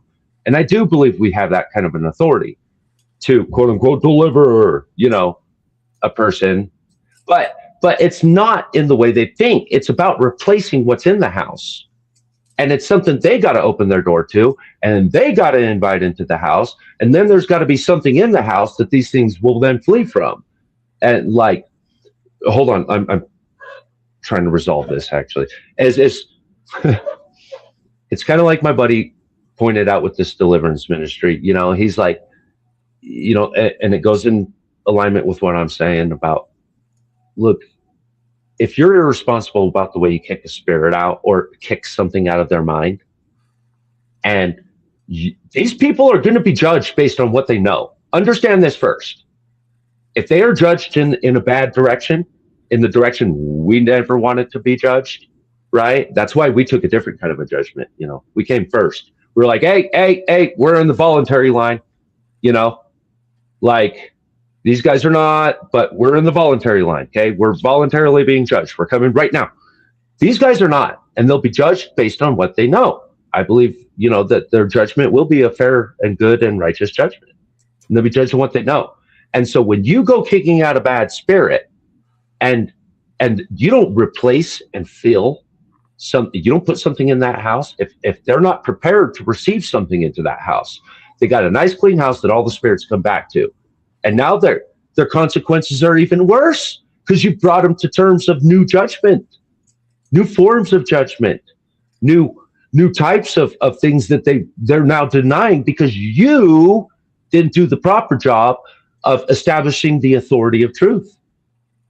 You didn't get them to recognize what truth looks like in the first place. You didn't point at the truth and say, hey, look, I get that you believe in all these other idols, but I'm pointing at the unknown God. That's the real deliverance right there. Saying, look, I get it. There's all this stuff in the house, but let me point at the one good thing, that truth. And that's now something that lives in the house. He might throw every idol out but that one. He might still keep that idol, the unknown God, and be like, wow, I didn't realize what a waste of time all these other ones are. They're not even really like gods compared to this God, whatever this idol is. And so they put that on their shelf for a minute, but at least that lives in the house and nothing else. You see? But it's kind of even worse than that. Like, if these people are not willing to open up the door and bring in this new thing, then all you've done is made the mess worse. And you have been irresponsible with the truth. And so when he tells them to get out of a town and shake the dust off, like, it's a serious condemnation. But dude, it could be worse. It talks about making things worse on people. dude. And even worse, how we treat our fellow body members. Because when a guy goes from from the law to grace and then back to the law, he is in a worse position than any unbeliever. Yeah. All right, I'm sorry. Yeah, that was kind of like a long thought, longer than I wanted it to be. Yeah, well, it's Ooh, when have we made it? 154. Yeah, we're about it too. So I suppose we should start thinking about wrapping, I suppose.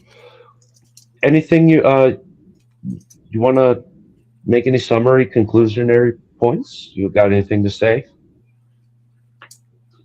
No, I mean, I think it's what we even talked about in the last video. It's the personal relationship is the issue. We as humans are created. We're unique dirt with all the elements from this earth, a little bit of everything, fluids, metals, dirts. We're all of this, and it's an amazing living free-willed body structure that has the free will to interact with God. And that's amazing. And I think that is something that people should spend a lot more time realizing and understanding how much of an amazing gift that is. But you don't have to serve God, but there is the ability to, if you're so desirous, and the amount that can come out of that is limitless. So yeah, I think we got to get back to that personal relationship. Just as a radio, I always use this as an example. A radio, you can turn that dial on the old school turn knob radios and find that, oh, there's that wave that's carrying the music that I like, and it distinguishes between the drums and the flutes and the trombones and all the different instruments, the keyboards, and you can hear it clearly. And as this unique instrument ourselves, we can not only pick up invisible sounds in our ears. I believe that God created us with the ability to communicate with him just from mind to mind, whether you think of that as connecting to the ether or God, or there is this communication ability with God. And I think that is just such an amazing thing in itself, and we have that ability to tune in to God and start receiving messages, ask questions, get our questions answered, start relying on him, leaning on, and that brings just limitless miracles down the road. And that's where we've left off of. That's where we need to get back to. It's quite clear if you look through the New Testament. That's what Jesus, I believe, was showing us throughout. That's what the disciples afterwards were showing us.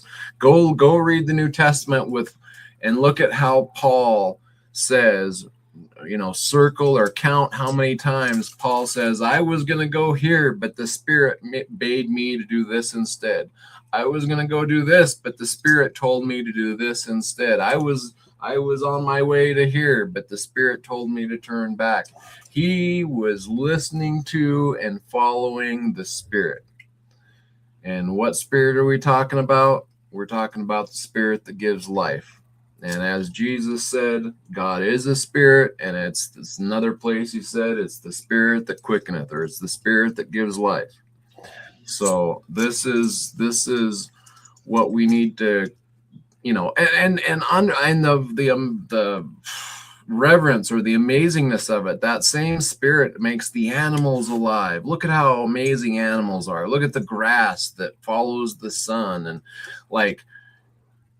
you can communicate with the thing that has all of this stuff going, and you're the pinnacle of his creation. And what a blessing that is if we would just tap into it a little bit more and trust in it a little bit more. And that's what I'll leave off with. I think that was very reverent and appropriate. And I guess as a conclusion on my part, I'd say, if there's one thing for an unbeliever, if you be an unbeliever in this moment, or somebody questioning what their position is with God and where they stand with God, and I tell you to look no further and nothing short of the person Jesus. This is where, like, at the end of the day, Broker and I have both come to terms that we will both stand in front of the same person, and his name is Jesus. And he is, in fact, the only way, the only way forward beyond what measly, and incoherent existence we have here now. Like, if the only way to heaven is through the person of Jesus, and like, look, if you have an issues of theologies, trinities, and if you're having issues with your salvations and your baptisms and la da da da da da da, remember, these things are pretty much meaningless unless they're in the context of the person Jesus. Like, this is all about your relationship with a person, guys. It's really that simple, and you need to start there. Real person, you're real, he's real. You got to have a relationship, and this relationship does come with a little bit of terms. It comes with responsibility and accountability to the truth. Who's the truth? He's the truth. What is the truth? Look to him to the truth. What defines the truth? Well, there's no authority. There's no greater authority than that person to establish to you, to communicate to you. Your only chance is him. It's a person. You better get to know this person. You better get right with this person. You better come to terms with this person's terms. Because it doesn't matter what you believe. It doesn't matter what they believe. It doesn't matter what he believes. It doesn't matter what I believe. None of that matters. And none of that's going to matter. The only thing that's going to matter is how you responded to that person. And don't be one of those that it's like, dude, I never knew you. Sorry, never knew you. Like, that's the scariest verse in the Bible to me.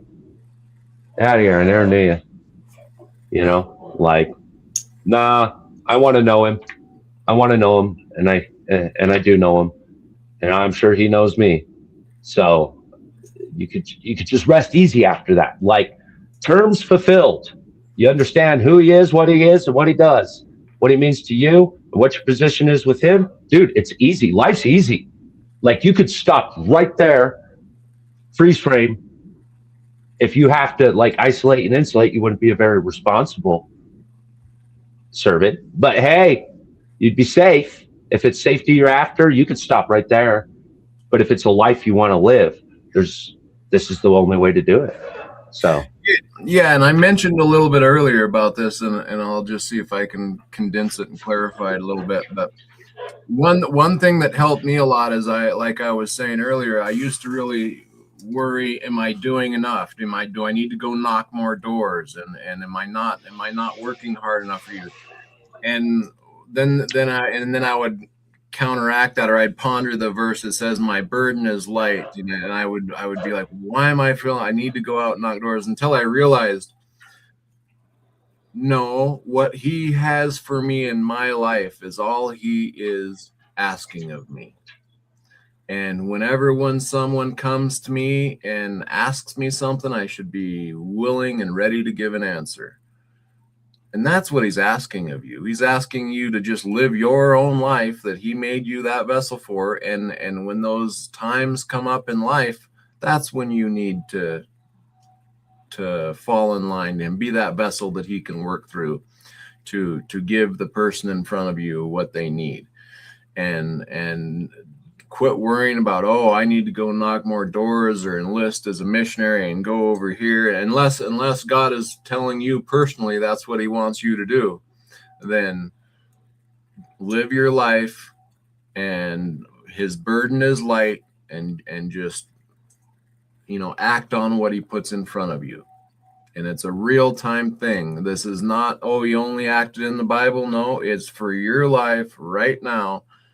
When you go out there in life, just be ready. And you don't have to go force people into a conversation. That's being weird, and it's going to come off weird. People are going to think that Jesus is weird, but no, it's just you being weird and trying to force something on somebody that doesn't want it. Just be natural, be yourself, live your life, and be ready to give an account when it comes. His burden is light. Trust in him. And to me, when I started doing this, and I was aware that, oh, this person is someone that I might can communicate, and then when they start asking me questions, I'm like, God, what should I say? And it starts flowing out. Now you're working in real time. You're in, and the fruits that come of that, right? That's what's cool is watch the fruit grow from that. And that shows you that, yes, it's in real time. You're in your proper position. He's working through you in the vessel that you are, in the life that you're living. That's why he had you born at this time and in the position that you're in. All of that stuff starts to make a lot more sense. The power starts to show up. And it's because it's not you doing the work. It's him. And you're just ready to be that vessel. Respond. That's finding. Yeah, absolutely. All right, cool. Yeah. Well, that's what I got. If you got anything else you want to leave in, and we'll wrap this up. Just anybody tunes in, thanks for listening, guys. We're going to keep doing this. We're going to keep going. So appreciate having you here. Look forward to having more of you.